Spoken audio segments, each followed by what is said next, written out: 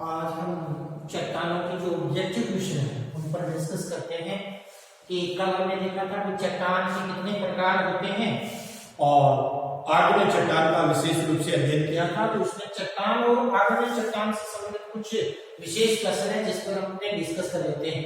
तो first question पर देखते हैं कि पृथ्वी की संपूर्ण ऊपर पट्टी के का लगभग 98% भाग कितने खनिजों से मिलकर बना है? 8, 7, 5, 2। तो हमारा उत्तर क्या हो जाएगा? यानी ए ऑप्शन हो जाएगा जिसके अंदर कितने खनिज मिलते हैं भाई? यानी 8 खनिज मिलते हैं पृथ्वी की ऊपरी भूपर पट्टी के 98% भाग पर। दूसरा क्वेश्चन देखें कि मूल चट्टान जिसको हम अपने कहते हैं प्राथमिक चट्टान किसे कहते हैं? यानी सर्वप्रथम कौन सी चट्टान उत्पन्न हुई? तो उसमें ऑप्शन नंबर 1 है अवसादी चट्टान। कौन सी? अवसादी चट्टान। दूसरा ऑप्शन है काइक्री चट्टान और तीसरा ऑप्शन है आग्नेय चट्टान। तो पृथ्वी के निर्माण के समय से ही सर्वप्रथम जो चट्टान बनी वो आग्नेय चट्टान बनी और आग्नेय से कायंत्रित और अवसादी चट्टानों की उत्पत्ति हुई, इसलिए इसको कहते हैं मूल चट्टान या प्राथमिक चट्टान भी इसको कहा जाता है। क्वेश्चन नंबर 3 पर डिस्कस करते हैं कि रासायनिक संरचना के आधार पर चट्टान कितने प्रकार की होती है? तो कल हमने डिस्कस किया था कि रासायनिक संरचना के आधार पर option 1 2, option B 3, option C 4, option D 5। तो ऑप्शन ए सही होगा। कितनी चट्टानें हैं भाई? 2 चट्टानें। कौन कौन सी? यानी सिलिका की मात्रा यदि 65 से 85% के बीच में है तो चट्टान होगी अम्लीय चट्टान, और यदि 65% या 60% से कम सिलिका की मात्रा है 45 से 60 के बीच में तो वो यानी जिसको कहते हैं पैटिक चट्टान में कहते हैं क्षारीय चट्टान भी जिसको कहा जाता है। अब क्वेश्चन नंबर 4 को डिस्कस करते हैं कि कौन सी चट्टान में परतें नहीं पाई जाती। तो कल हमने डिस्कस किया था कि ऑप्शन ए इसमें दिया काइक्री चट्टान, ऑप्शन बी अवसादी चट्टान और ऑप्शन सी आग्नेय चट्टान। तो मूल चट्टान, प्राथमिक चट्टान, आग्नेय चट्टान के अंदर क्या नहीं मिलती भाई? परतें नहीं मिलती। वो दिखती है जरूर, चट्टान देखेंगे तो इसमें परतें हैं, लेकिन मूल रूप से इसमें परतें नहीं होती, क्योंकि आग्नेय का जो लावा है, लावा के ठंडे होने में यानी टाइम कम लगता है, इसलिए इसमें परतें दिखाई नहीं देती है, न इसमें परतें होती है। अवसादी चट्टान में परतें मिलती है, इसलिए इसको कहा जाता है अवसादी चट्टान को परतदार चट्टान। क्वेश्चन नंबर 5 पर डिस्कस करते हैं, निम्न में से आग्नेय चट्टान की कौन सी विशेषता है?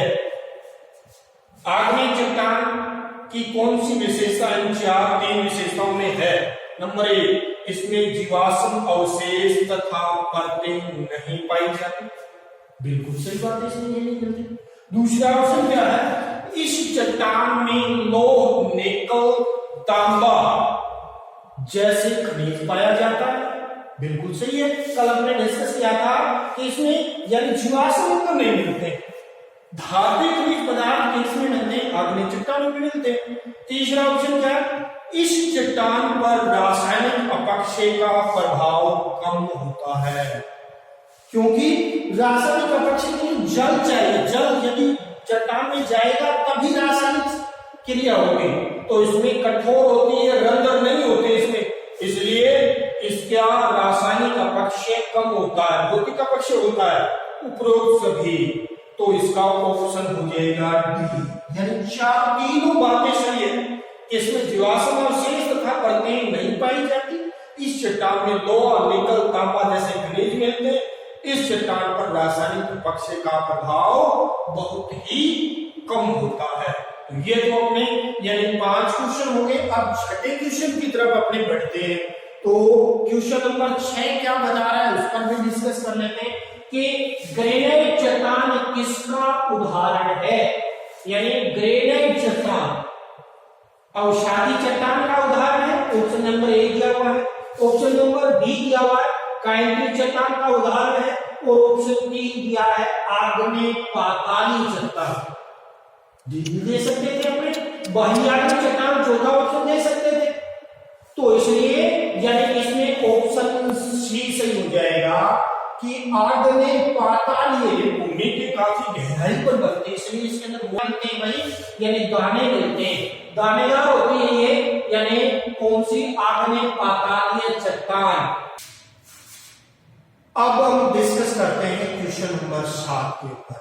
7 नंबर क्वेश्चन क्या दिया हुआ है भाई कि आंतरिक आग्नेय चट्टान का उदाहरण कौन सा है।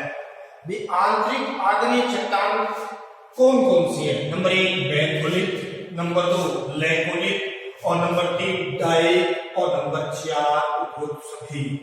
तो पृथ्वी के आंतरिक भाग के अंदर लैकोलिक भी बनते, ज्वालामुखी के द्वारा हमने टॉपिक पढ़ा था कि आंतरिक आग्नेय चट्टानें जिसमें शिलाकृतियां बनती थी, बेंथोलिक, लैकोलिक, सीट, डाइक, सीट, ये सारी की सारी शिलाकृतियां आंतरिक है।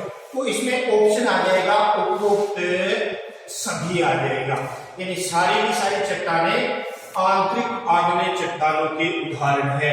अगला 8 नंबर क्वेश्चन पर अपने डिस्कस करते हैं कि बेसाल्ट चट्टान कौन सी चट्टान का उदाहरण है। यानी बेसाल्ट जो चट्टान है आंतरिक आग्नेय चट्टान का उदाहरण है, बाह्य आग्नेय चट्टान का उदाहरण है, या आंतरिक आग्नेय चट्टान का उदाहरण है।